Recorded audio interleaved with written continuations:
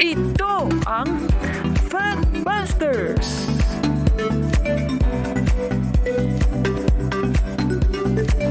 Sa puntong ito ng ating programa, kung hindi ka pa nakasubscribe, pakiclick po ng subscribe button at ang notification bell para updated po tayo sa ating mga susunod na videos. Kaya, let's go at simulan na natin!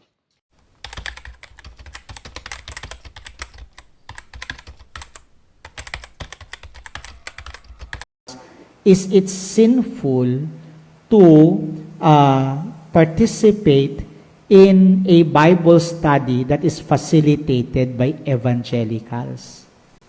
Of course, you will be reading the same book, right? You will be reading the same Bible. You will be reading the same written Word of God. But what spells the difference between a Catholic teaching, a Catholic Bible study, and an evangelical Bible study?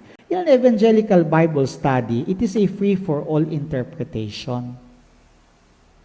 But in our case, well, it is guided. Our interpretation are always guided by apostolic tradition and by the magisterium of the church.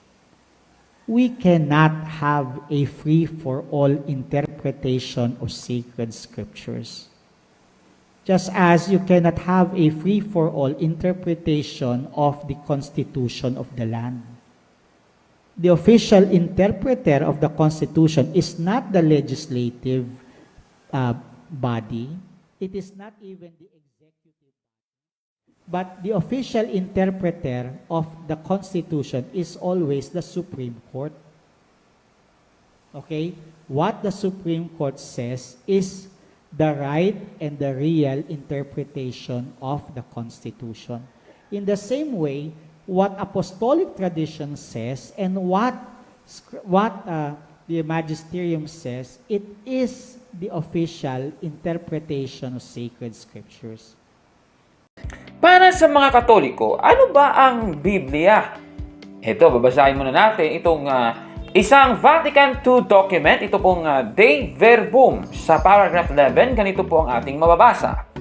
Therefore, since everything asserted by the inspired authors or sacred writers must be held to be asserted by the Holy Spirit, it follows that the books of Scripture must be acknowledged as teaching solidly, faithfully, and without error the truth which God wanted put into sacred writings for the sake of salvation. Klarong-klaro po mga kababayan, it follows that the books of Scripture must be acknowledged as teaching. Ibig sabihin, ang Biblia ay dapat nating tanggapin bilang isa pong aklat na nagbibigay ng turo sa mga Kristiyano.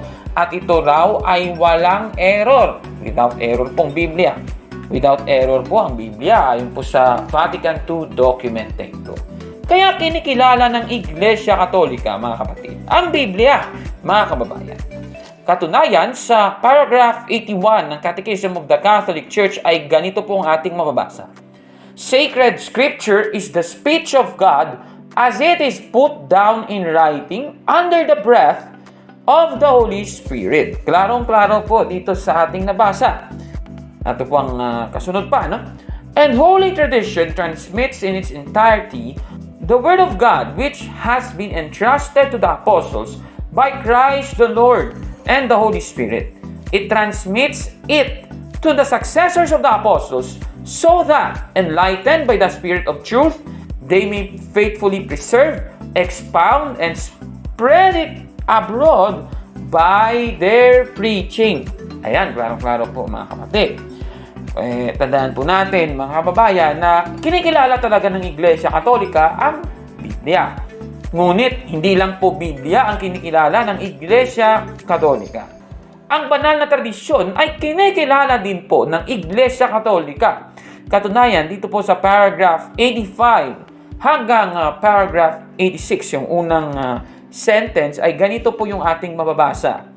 The task of giving an authentic interpretation of the Word of God, whether in its written form or in the form of tradition, has been entrusted to the living teaching office of the church alone. Its authority in this matter is exercised in the name of Jesus Christ. This means that the task of interpretation has been entrusted to the bishops in communion with the successor of Peter, the Bishop of Rome. Yet, this magisterium is not superior to the Word of God, but is its servant. Klarong-klaro po mga kapatid.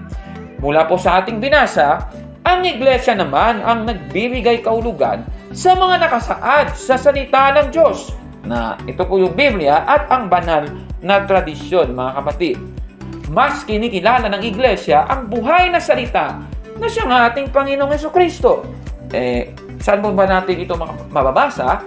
Dito po sa paragraph 134 ay ganito po ang ating mababasa. All sacred scripture is but one book, and this one book is Christ, because all divine scripture speaks of Christ, and all divine scripture is fulfilled in Christ. Klarong-klaro po dito. Ibig sabihin, itong sacred scripture ay nagre-reflect dito po sa buhay na salita na siyang ang ating Panginoong Jesucristo. So, ito po ang susunod na tanong. Ano ba ang nilalaman ng Biblia ng mga Katoliko? Kasi yung Biblia ng mga Katoliko ay iba po sa Biblia ng mga Protestante. Mababasa po natin yan sa paragraph 138. Ganito po ang ating mababasa.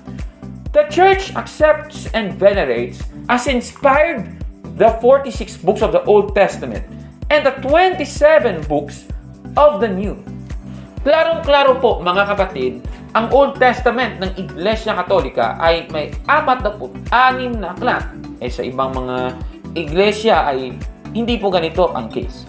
Ngayon mga kapatid, tatalakayin naman natin itong konsepto ng Bible alone o tinatawag na sola scriptura. Itong sola scriptura o Bible alone ay nanggaling po kay Martin Luther mga kapatid.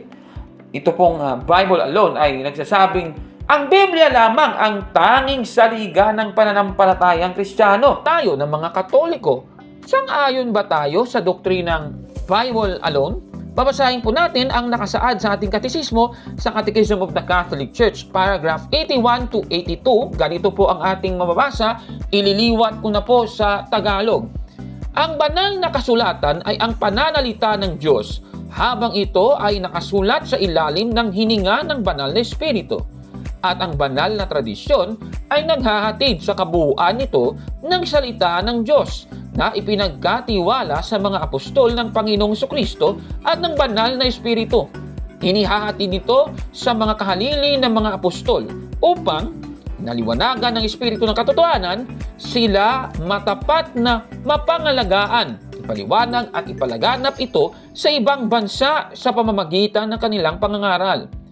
Bilang resulta, ang iglesia kung saan ipinagkatiwalang paghatid at interpretasyon ng pahayag ay hindi nakukuha ang kanyang katiyakan tungkol sa lahat ng inihayag na katotohanan mula sa banal na kasulatan lamang.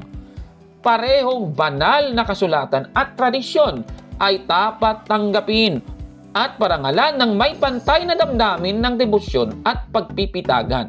Klarong-klaro po sa ating nabasa, mismo po sa aral ng Iglesia Katolika, tayo po ay naniniwala na hindi po Bible alone. Mali po yung Bible alone para sa ating mga Katoliko. I am Catholic.